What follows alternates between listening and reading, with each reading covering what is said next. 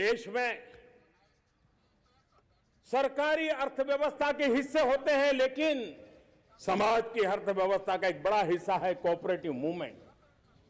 उसको बल देने के लिए, उसको आधुनिकता लाने के लिए और देश के कोने कोने में लोकतंत्र की एक सबसे बड़ी इकाई को मजबूत करने के लिए हमने अलग कोऑपरेटिव मंत्रालय बनाया और वो हमारी सहकारी संस्थाएं उसका जाल बिछा रहा है ताकि गरीब से गरीब की वहां सुनवाई हो, उसकी आवश्यकताओं की पूर्ति हो और वो भी राष्ट्र के विकास की योगदान में एक छोटी इकाई का हिस्सा बनकर के उसमें वो योगदान दे रखें।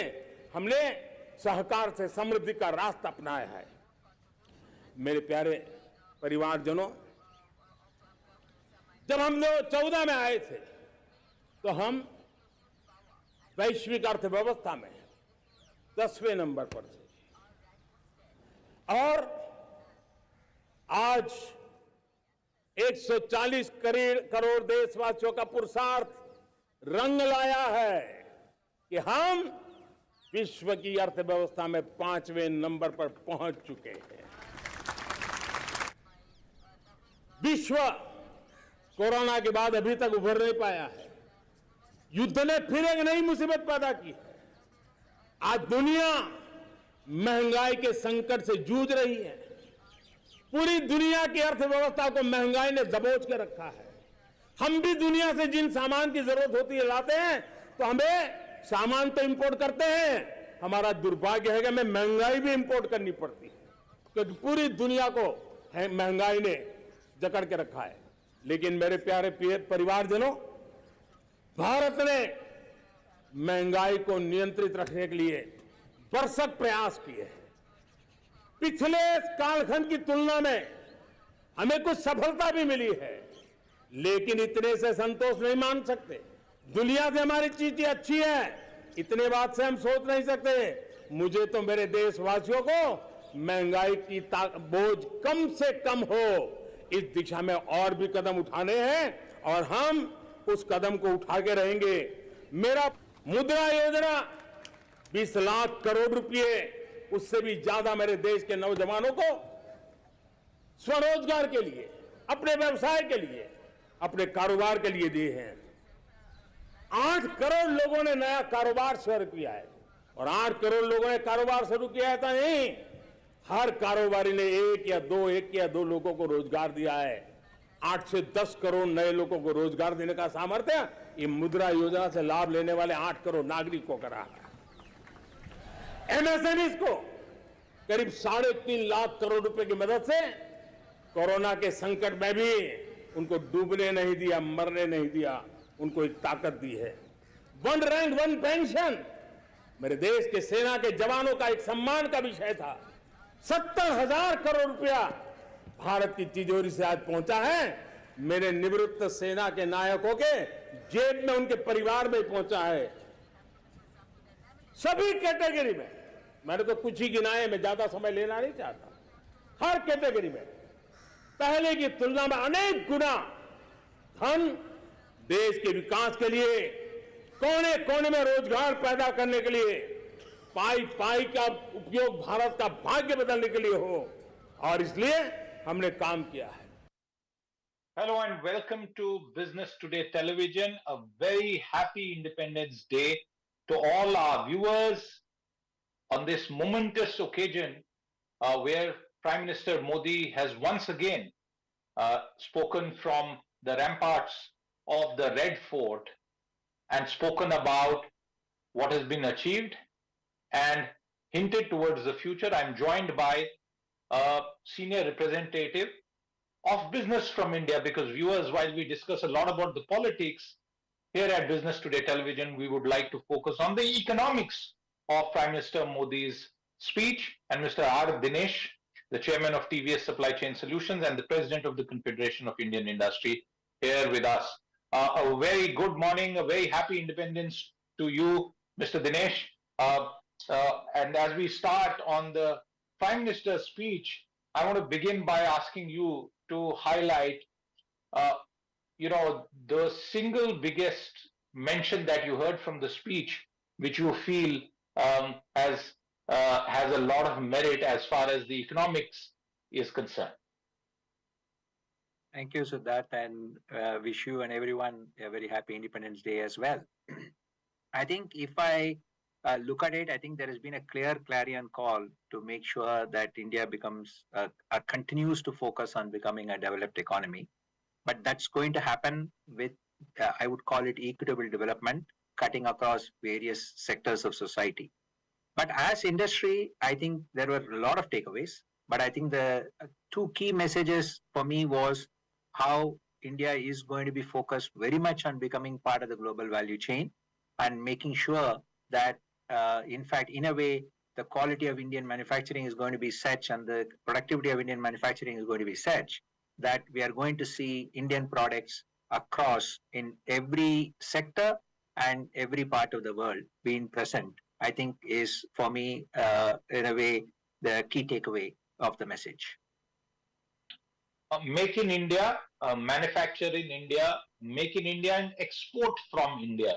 That's been one of the key themes that has driven a lot of government policy, and we've seen several performance linked incentive schemes.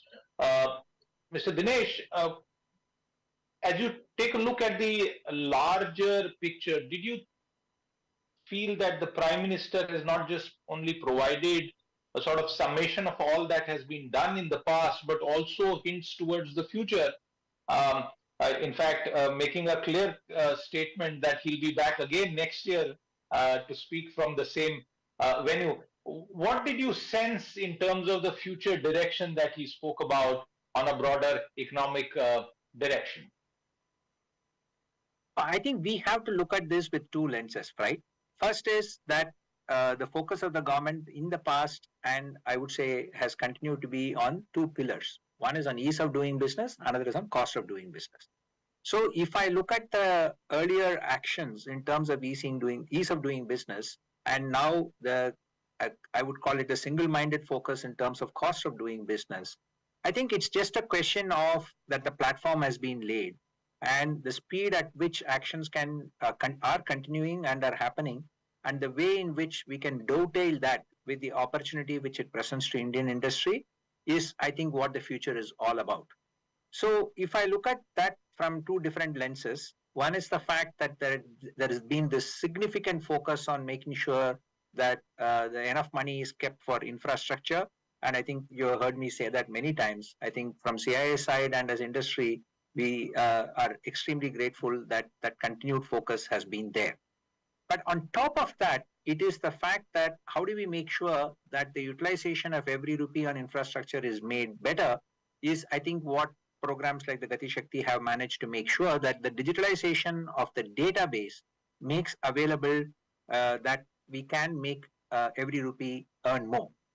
So as that focus grows, I think India will definitely be a more competitive country, will continue to grow on its path of becoming even more competitive. And I would call it on top of that, if you lay the domestic demand and the focus on the equitable development of India, helping domestic demand or propel domestic demand, I think not only will we continue as the largest, as the fastest growing large economy in the world, but equally importantly, we will have this opportunity to step on the accelerator to move faster into higher rates of growth. All of us know that we are going to be that we have had significant geopolitical and other shocks which have taken place, not just here, but in I would call it different facets of our business.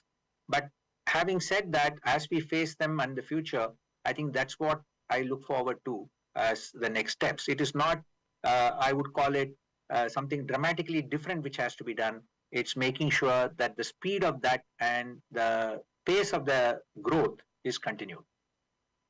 Absolutely. And Mr. Dinesh, since you touched upon that, and the Prime Minister also spoke about India in 2047, just to remind our viewers that multiple projections, viewers, and there are always difference in estimates that various economic measurement agencies give, but it's clear by 2030, a majority consensus suggests that India will surpass Germany and Japan to become the third largest economy.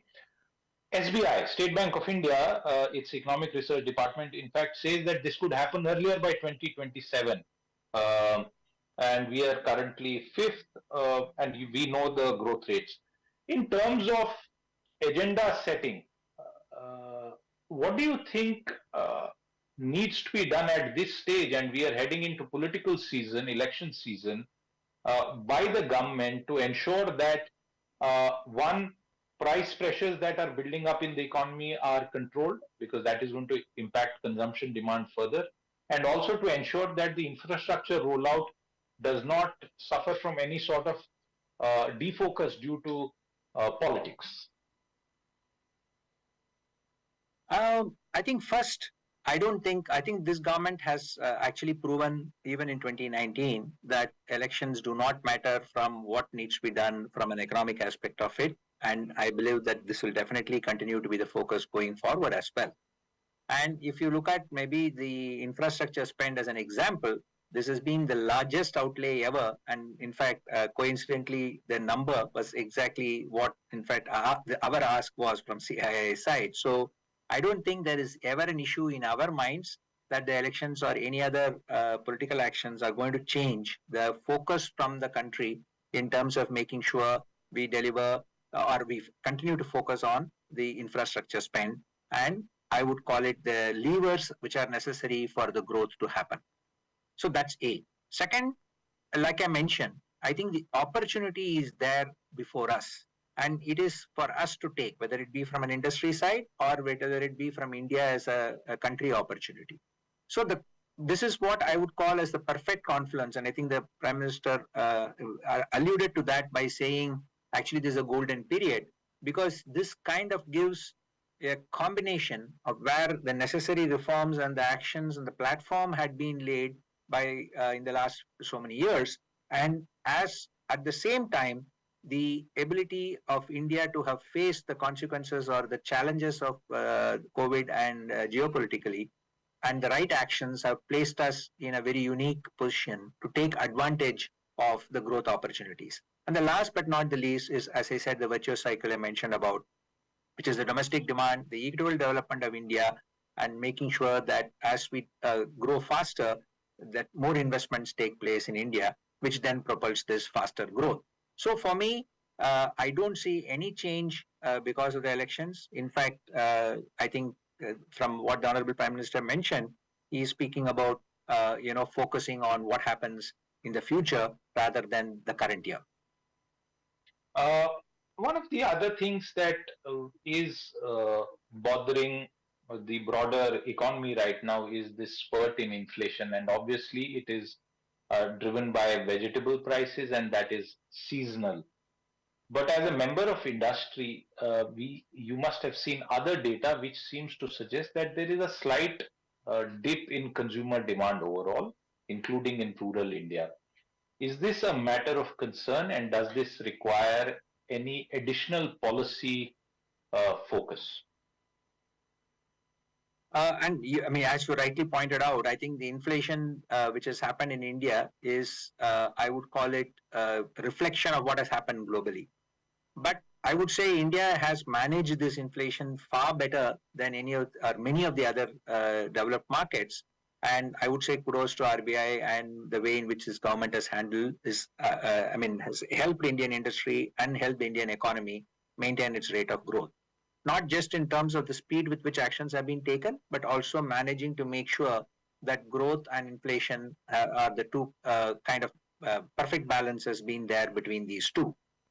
So having coming back to your second part of the question, which is that is there any effect of that on the rural demand or etc.? I think we have to wait and see post the monsoon season what is going to happen.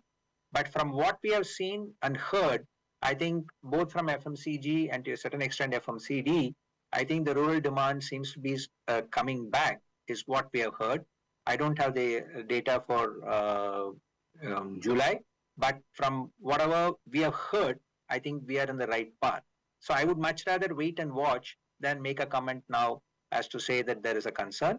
Again, we'll have to wait and see how the monsoon plays out to be sure that there is no other negative signals. But right now, there are no negative signals.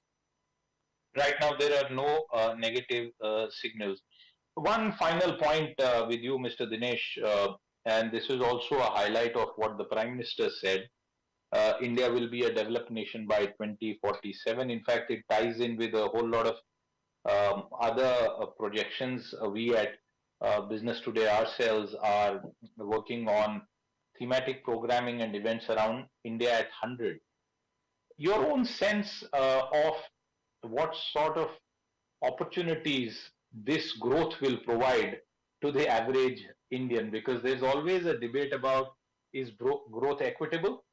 Is it coming to everybody, or are the rich only getting richer and a large part of the society being left behind?